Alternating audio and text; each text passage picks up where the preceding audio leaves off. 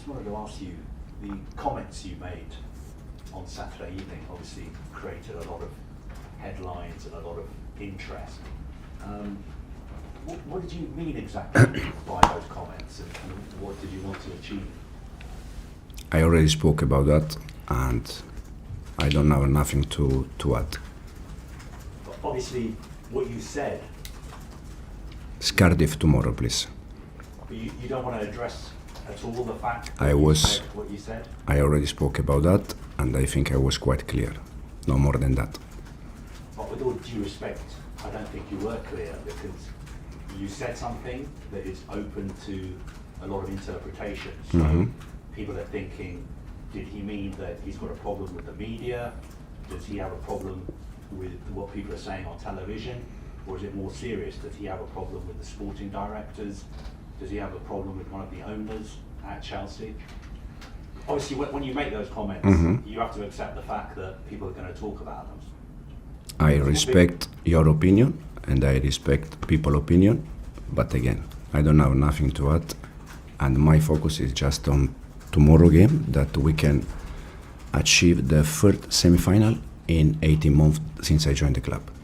It's undeniable that you've done a fantastic job at Chelsea, but it's also undeniable that when you're the Chelsea head coach, when you speak in public, people are going to be very interested in what you say. And everybody in the world of football is now saying the Chelsea head coach has a bad relationship with the Chelsea sporting directors, he has a bad relationship with the Chelsea owners. We are in an era where everyone can say what they think. I respect people's opinion, I respect your opinion, but again, I don't have nothing to add. My focus is just on tomorrow game. But it's not my opinion, it is, you've opened a can of worms. I'm not saying your opinion, I said all of you, people's opinion. I respect, no problem. We are in a moment that everyone can say what they think, and I already answered to the question. Just focus for me on tomorrow, and what I said after Everton game, I already spoke about that, and I don't have nothing to add. So are you happy about the fact that people are saying you have a bad relationship with the sporting directors, you have a bad relationship with one of the owners, you don't like feedback from them? Because you said something extraordinary. You said this was the worst 48 hours of your time at the club, and then you didn't explain that. You don't think Chelsea supporters deserve an explanation? I said after the game that I love Chelsea support. They deserve the best, and again, I don't have nothing to add. Okay, are you happy being the Chelsea head coach? Are you committed to Chelsea 100%? Absolutely, yes. Okay. Let's talk about the Cardiff game. The Cardiff manager is somebody you know and you worked with at Manchester City, and he said that you've been a huge influence on his career. Cardiff are obviously playing very, very well at the moment. I think they've scored more goals than any other side in the top 4 divisions. What do you think of the job he is doing, and how difficult a game do you think this will be? He's doing a great job. They are also top of the league.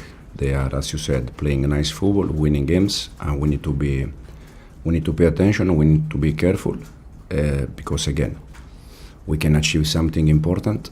That is the third semi-final in 18 months. What was your relationship like with him? What do you think of him as a coach and a manager? I was under 23 coach. When I left, he took over. He took my job. So he came here to see us session and games a month ago, and now he's doing a fantastic job. And just on Cole Palmer, he obviously started the game on Saturday. Does that mean that he's unlikely to be involved tomorrow night? And how is he at the moment? I already said many times in almost all the press conference that the target for the ones that they need to be protected is the target. Cole in this moment is one of the players that he deserves to be. He deserves to be protected, and is not. In this moment, is not available to play 2 games in 3 days. So he won't play tomorrow, back at the weekend? Ian. Hi Enzo, how are you? I want to ask you, not necessarily about your comments at the weekend, it's just one question, but why on Saturday did you think that was the right moment to come out and say what you said? I can speak Italian, my language, Spanish very well, French very well, and English more or less. I think when I want to say something, I'm quite clear. I already spoke after the game. I don't need to add more. If you want, I can try. I can try in Italian, Spanish, French. So you all aware. It's done. It's finished. Was after the game. I said what I said after the game. Now it's focus on Cardiff, third semi-final in 18 months. I understand that, but with respect, I was just asking why on Saturday, why not in the press conference on Friday, why not wait till the press conference today? Why in that particular moment, was that the right time to say? Because it was that the moment was that, and again, we need to move forward because tomorrow we have Cardiff, dangerous game, tricky game, so we need to be attention. Are you enjoying the season? Absolutely, yes, yeah, absolutely, it's fantastic. It's had some ups and downs. No. I said also last week here. For me, it's always no matter if we win or we lose or we are in a good moment or bad moment. It's fantastic opportunity because you can learn always. So I love to learn, and I'm very happy with that. You've outlined all the languages you speak, but in any language, tomorrow's game is one where you have everything to lose and nothing really to gain. If you win, you should win. You should win the game. If you lose, there's more press comments, there's more headlines about you and your team. And these are the worst games for this reason why. And football is full of these kind of games where the favorite one, they can lose and they can drop. That's why we need to pay attention. That's why the focus has to be on Cardiff. And again, can be the first semi-final in 18 months. That is something important. And finally, this is the first opportunity you have, this competition, to go win something since the World Club Cup last summer, and to have that feel-good factor back around not only your squad but your supporters. Yeah, absolutely. Something that we want to achieve also for the fans, because again, it's a club that in all its history, especially the recent history, Premier League, Champions League, this kind of trophy. So that's why we need to try to do our best tomorrow, and again, try to achieve the first semi-final. Simon. Hi Enzo, I know you sort of want to nip this in the bud with us, but have you sort of explained what you meant to people at the club if they asked you what you meant? Have there been any conversation with the hierarchy since your comment? Simon, I already spoke about that. I don't need to add more things. Okay, so that's not a denial or anything. There's been any conversations or? I start to prepare Cardiff game the morning after Everton, so I'm just focused on Cardiff. Okay. Is there going to be lots of changes? This is an opportunity for you to rest? Obviously, Yeah, we're gonna make some changes.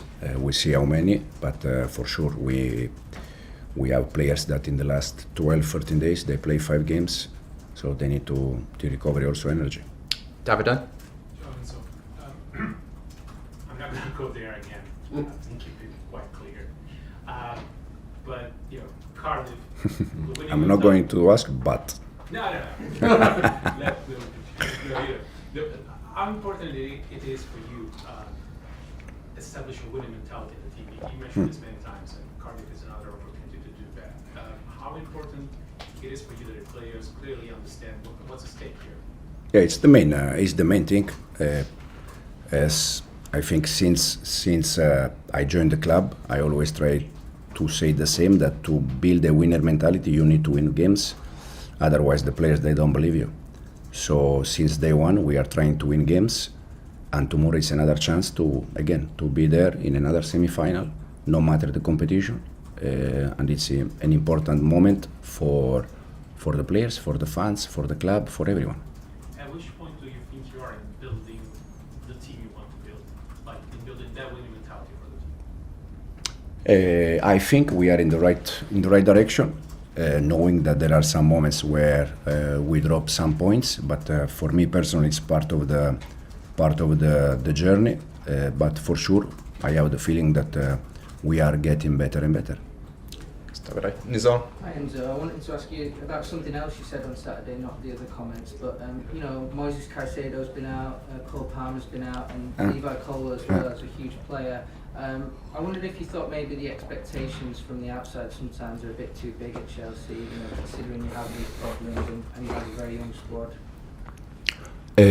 No, when you are Chelsea manager, you understand that the expectations are higher, especially probably this season they are more higher than they raised a little bit compared to last season, probably because of the Club World Cup, Conference League. We finished fourth in the Premier League, and as you said, with the youngest squad in the history of the Premier League. So probably this season the expectation raised a little bit, but I think it's something normal when you are Chelsea player or Chelsea manager.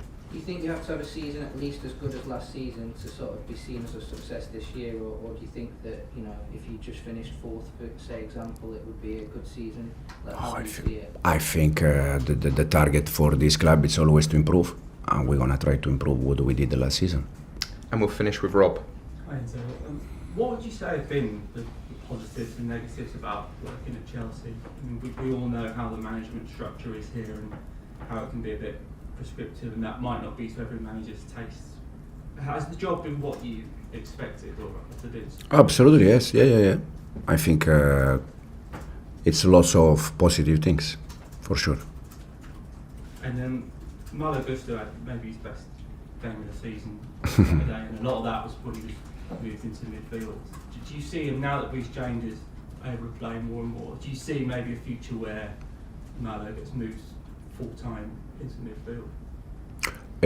I see Malo and Reece that they can play in both positions, full-back and midfielder. Now it depends where we need them, we're going to use them. Again, the last game against Everton, we play with the Malo and Reece, both all the midfielder, that they are both full-back, but they can also play as all the midfielder. And we are happy for Malo because he never scored before in his career. Now he scored already 2. Something similar happened with Kuku last year. He scored 6-7 goals. So we are happy to help players to improve and to get better.